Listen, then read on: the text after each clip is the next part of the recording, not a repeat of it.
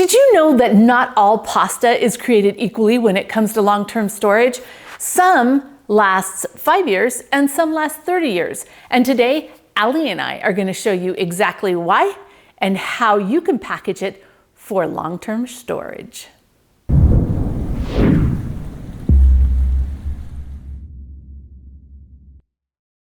Hey Provident Preppers, I'm Kylene and this is my beautiful granddaughter, Allie. Hi, I'm Allie and I'm here for Career Day, and Grandma's going to teach me about food storage and emergency preparedness. So today we are going to talk about pasta and how all pasta isn't created equally, and so because of the differences in ingredients, it's not going to store for the same amount of time. We're going to review that. I'm going to talk to you a little bit about how to store it in Mylar bags, and we're going to take this 81 pounds of pasta and put it in our storage. Plus, Grandma's going to teach me a recipe for pasta even in an emergency. And it's so good. Mwah. Simple, easy, a great after-school snack, actually. Okay, Allie, let's talk about why we think pasta is a great food to store long-term in your food storage. What do you think? Is it because it's easy to cook? Yeah, that's one of the great reasons, because all you do with pasta is you stick it in boiling water and 8 to 10 minutes later, it's ready to eat. But not only that, it's really versatile. So you can use it with all kinds of different sauces, whether it's a red sauce or a pasta salad or just 1,000 different things, including a fantastic recipe where we just use olive oil and garlic and it tastes amazing. So, but look at this, when we're talking about spaghetti, we've got regular spaghetti, we've got thin spaghetti, we've got angel hair spaghetti, and we've got fettuccine. All of this, for our purposes, it's just regular, right? This is refined, and this one is what's most popular.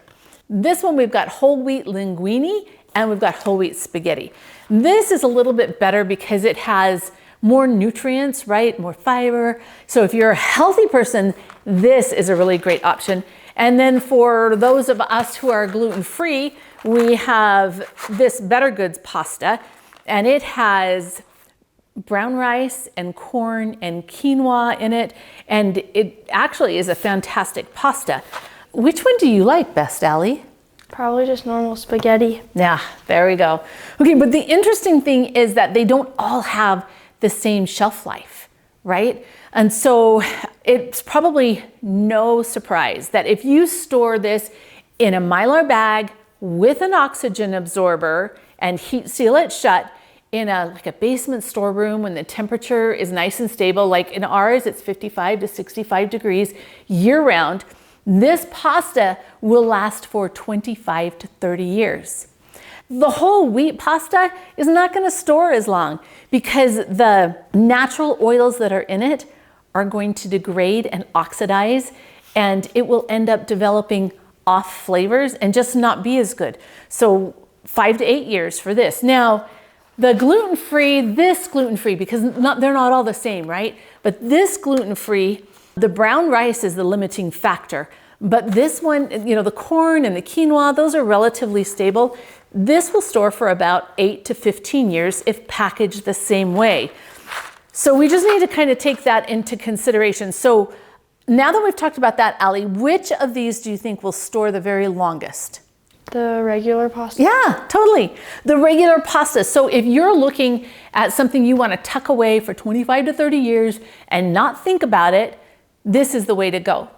But if you are willing to rotate your food storage, you can totally have these in it. And it's easy to rotate your food storage, you know, every 5 to 8 to 10 years. You can do that. That's manageable. But if you were just to store this in the container like it came, Allie, right now it's February 2026. When will this one expire? October 2nd, 2028. Oh, 2 years? What about this one? January 7th, 2028. Okay, and how about this one? November 19th, 2028. So pretty much the manufacturer says you have a 2-year shelf life if you leave it in the box, so that's not a good idea. We are gonna show you what we do to extend the shelf life. When we're packaging for long-term storage, quality is really important in a Mylar bag. So we really want to get a nice thick 5 to 7 mil bag. And we chose these because they should be just about the right size for the spaghetti. If these came in plastic bags, which some of the more expensive ones will, what I would do is I would just slit a little hole in the bag and just slide it right on in the Mylar bag. But because we got the cheaper stuff, because that fits in our budget, we're gonna pour it directly into the Mylar bag. And I think if we put it on its side, like this, and just tossed it in there, I want the instructions in here.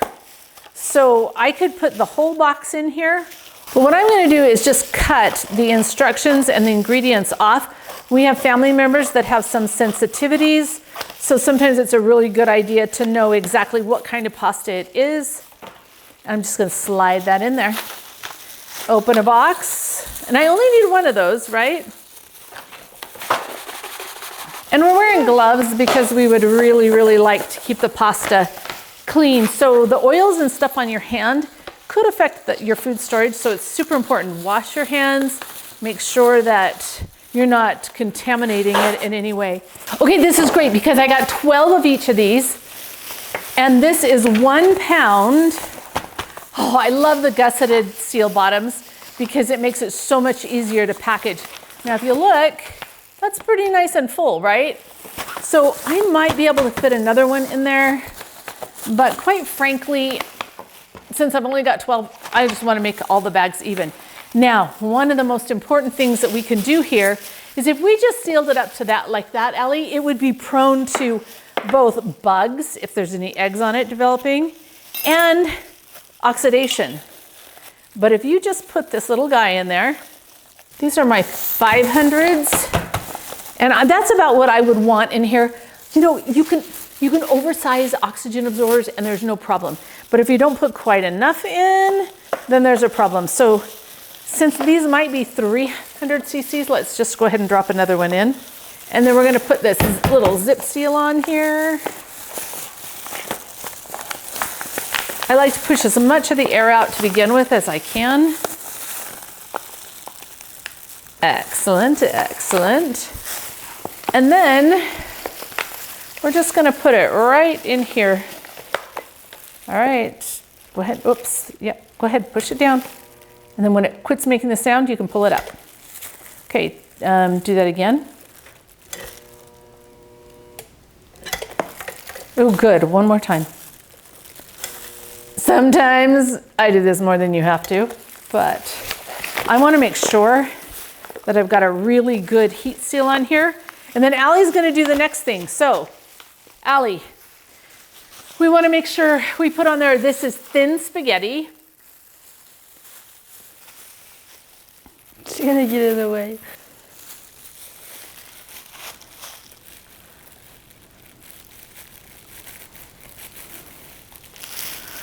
Spaghetti is a hard word to remember how to spell sometimes, but she remembers. And today's date, so today is the 3rd and 4th of February, 2026. February 4th? 2026. All right, so there we've got it. Now for long-term storage, there's one more thing that we need to do. And that is because rodents will eat through Mylar, we need it in a secondary container. And go ahead and stick that in here. I like to put it in the secondary container right away. Thank you. Because if you've noticed, it shrinks up really tight and kind of becomes a brick. And it's easier while there's still a little bit of room for me to stick it in here and just kind of finagle it just a little bit to make sure that it fits. So there you go. And Allie, girl, we got work to do. Now we have 81 pounds of pasta packaged for longer term storage. Now remember, some of it is 20 to 25 years and some of it's only 5 to 8 years. And then the gluten-free is right there in the middle, 8 to 15-ish. And a lot of it depends on storage temperature, but Allie's done a great job of marking exactly what's in these bags. One of the things I love about these bags is that they have the zip closure. So when I open it, I only have to take out as much pasta as what I need. The directions are nice and tucked inside of there, and like we're ready to go. Allie, how hard was that? Not hard at all. It's kind of fun, right? Kind of fun. It was really kind of fun.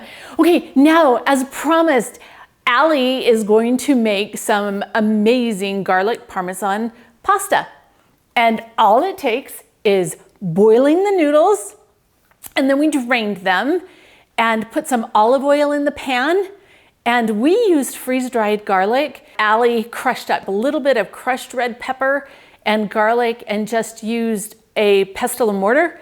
And then we dumped it in there, let it saute for just about a minute, just until those flavors, you could just smell the difference. It was delightful.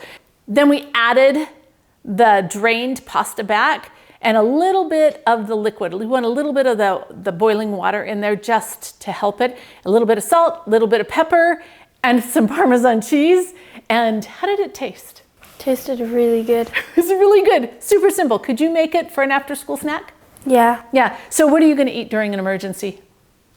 Pasta. Pasta, because it's so easy to make, right? Just easy to make, delicious. It's got a good amount of calories, which during an emergency situation is important. But because Allie can make it after school, that means that we can rotate through all of our food storage to make sure that we're always keeping a fresh supply. So if you don't have pasta in your storage, you might want to think about it. Oh, one thing that I didn't say is remember that we're always putting it into a secondary container.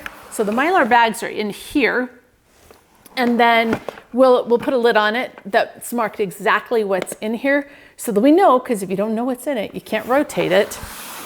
And that way it'll just be protected. The Mylar bags won't get punctured, the rodents won't care. And well, unless you got some really big mean rodents, and then you've got a bigger problem, I think. So overall, Allie, what do you think of today? How's career day been? Good. It's been fun? Fun? All right, and now for the question of the day. Because we've got 81 pounds of pasta, which means for a family, say a family of 4, it's never 1 serving you eat, because these have 2 servings, so you would really want to do each box only 4 people. So that means that 81 servings, if you could have this box for 2 nights, that means 162 dinners, 162 meals with pasta. I think we're doing really good.